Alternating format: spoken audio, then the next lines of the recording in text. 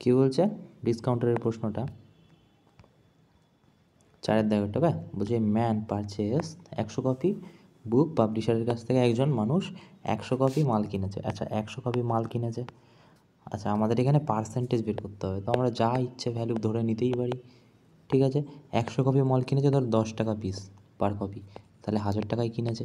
এখন কী বলছে তারপর, বলছে 25% ডিসকাউন্ট দেওয়া হয়েছে। কত শতাংশ? 25%। খুবই ভালো কথা। তাই 1000-এর 25% যদি দেওয়া হয় তাহলে নিশ্চয়ই 75% তাকে কিনতে হয়েছে। 25% ডিসকাউন্ট দিয়েছে না, তাহলে 75% মালটার দাম পড়েছে, ঠিক আছে? তো কাটাকুটি করলে কত হবে? 750 টাকায় ও কিনেছে।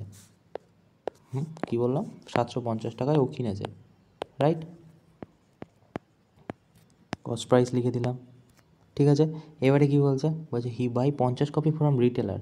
আচ্ছা ওই বইটাই ধরো 50 কপি কিনেছে রিটেলারের কাছ থেকে, ভালো কথা। তারপর কী বলছে 10% ডিসকাউন্ট। আচ্ছা 50 কপি কিনেছে 10 টাকা করেই রিটেলারের কাছ থেকে 500 টাকা, বলছে ডিসকাউন্ট পেয়েছে 10%। আচ্ছা 10% যদি ডিসকাউন্ট হয় তাহলে কত টাকায় কিনেছে? 50-এর 10% হচ্ছে 450 হবে, রাইট? তাহলে 450 টাকায় কিনেছে, রাইট? 450 টাকায় কিনেছে।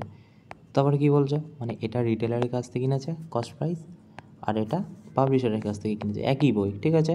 তো তারপরে কী বলছে, বলছে হি গট ওভারঅল ডিসকাউন্ট কত পেয়েছে।